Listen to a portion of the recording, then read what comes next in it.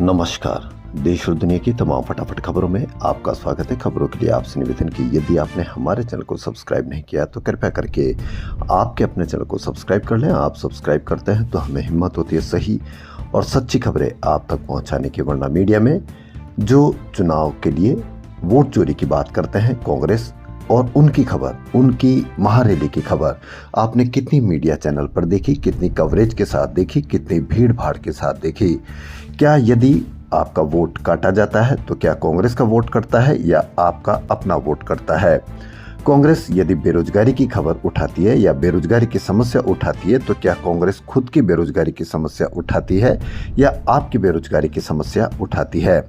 कांग्रेस यदि यह बात करती है कि प्रदूषण पर संसद में चर्चा हो तो क्या प्रदूषण कांग्रेस की चर्चा करती है या आपके अपने प्रदूषण की चर्चा करती है?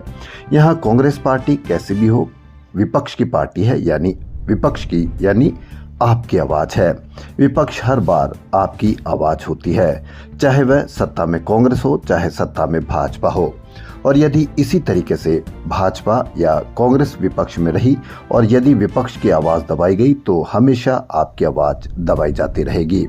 यदि वोट चोरी गलत है तो कांग्रेस को सारे डेटा उपलब्ध कराए जाने चाहिए ताकि दूध का दूध पानी का पानी हो सके, क्योंकि आम आदमी में भी इस तरह के अब ख्यालात या विचार आने लगे हैं कि क्या वास्तव में वोट चोरी होती है या नहीं होती है। तो यदि वोट चोरी नहीं होती है तो सारे डेटा उपलब्ध कराए जाने चाहिए ताकि आम आदमी के मन में ये सवाल उठना बंद हो जाए। और यदि यही सवाल रहा और वोट चोरी होती रही, यदि हो सकता हो कि वो सही हो, तो अब न तो आपकी बेरोजगारी की समस्या, न स्वास्थ्य की समस्या, न प्रदूषण की समस्या या और भी किसी प्रकार की समस्या का कहीं कोई सरोकार नहीं होगा, क्योंकि यदि आपके वोट की जरूरत ही नहीं होगी तो आपकी भी जरूरत नहीं है। तो इसीलिए आप जो भी विपक्ष की बात हो, चाहे विपक्ष में चाहे कांग्रेस हो चाहे भाजपा हो, उसकी बातों पर अवश्य ध्यान देते रहिए कि मीडिया पर कितनी कवरेज दिखाई जा रही है। और यदि इसी प्रकार अगर कांग्रेस सत्ता में आती है और भाजपा विपक्ष में आती है तो यदि विपक्ष की आवाज यानी भाजपा की आवाज दबाई गई तो समझ लीजिए कि हम कहां हमारी समस्याएं होगी। तो 14 नवंबर को बिहार चुनाव के नतीजों के एक माह बाद रविवार को दिल्ली के रामलीला मैदान में कांग्रेस ने वोट चोर गद्दी छोड़ की महारैली की। जबरदस्त भीड़ भाड़ रही, लेकिन मीडिया से खबरें गायब। मीडिया में क्या बताया जा रहा था इसको भी आप अवश्य देखते रहिए। इसमें एसआईआर और वोट चोरी के मुद्दे पर केंद्र की भाजपा नीत एनडीए सरकार पर कई आरोप लगाए।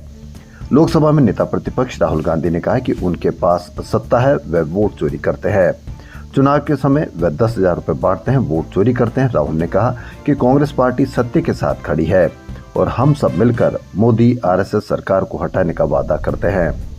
राहुल ने आरोप लगाया कि चुनाव आयुक्त भाजपा सरकार के साथ मिलकर काम कर रहे हैं।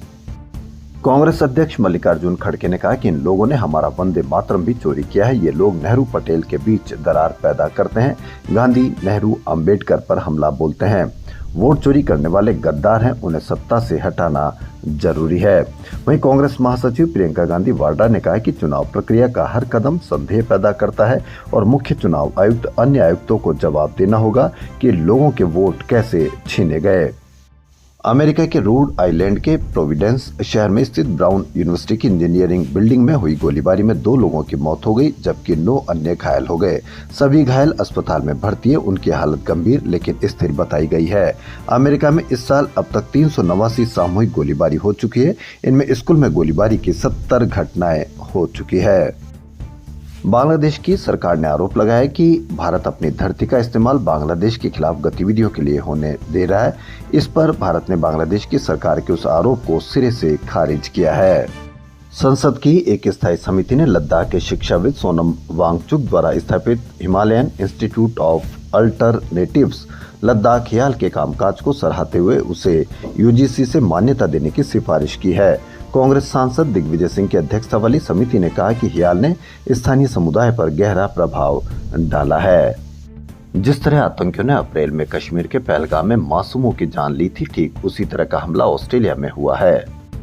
लेकिन अंतर यह है कि चेतावनी दी तो भागा आतंकवादी, लेकिन पुलिस ने मार गिराया और यहां अभी तक पहलगाम के हमलावर को पता भी नहीं चल पाया कि किसने हमला करवाया और उसके पीछे क्या रणनीति रही है। अंधाधुंध फायरिंग की जिसमें 11 यहूदियों की मौत हो गई, 29 घायल है। मृतकों में एक इजरायली नागरिक है। ऑस्ट्रेलिया में 1,20,000 यहूदी रहते हैं जो हनुका त्योहार मना रहे हैं।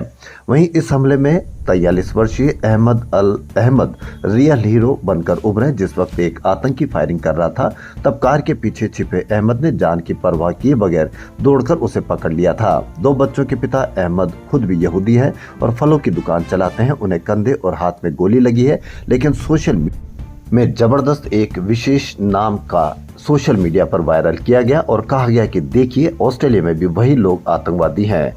लेकिन यह कितना सच है कितना झूठ है, क्योंकि सोशल मीडिया बहादुरों ने पूरी तरीके से वहां पर भी एक आतंकवादी का नाम एक सामुदायिक विशेष के लिए नाम के लिए पूरे सोशल मीडिया पर वायरल किया, जबकि अभी तक किसी मीडिया पर उसका कोई नाम नहीं आया है।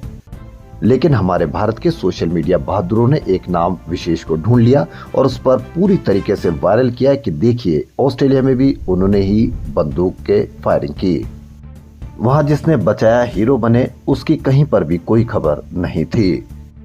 डॉलर के मुकाबले रुपया कमजोर होने के कारण आपको मीडिया पर बताया गया कि जितना रुपया कमजोर होगा उतना ही आपको फायदा होगा।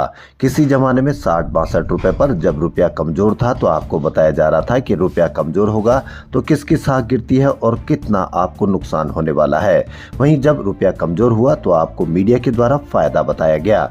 इससे आप अंदाजा लगा लीजिए कि या तो मीडिया आपको कितना समझदार समझता है या कितना मूर्ख समझता है। मेमोरी चिप की कमी, टीवी जनवरी से महंगे हो सकते हैं, आपने इसकी कहीं पर भी कोई चर्चा नहीं देखी होगी। डॉलर के मुकाबले रुपया कमजोर होने के कारण अगले साल जनवरी से टेलीविजन की कीमतें 3 से 4% तक बढ़ सकती है। बाजार विशेषज्ञों का कहना है कि 3 महीनों में मेमोरी चिप की कीमतें 500% तक बढ़ गई है। फ्लैश मेमोरी और DDR4 की कीमतें भी 1000% तक बढ़ गई है।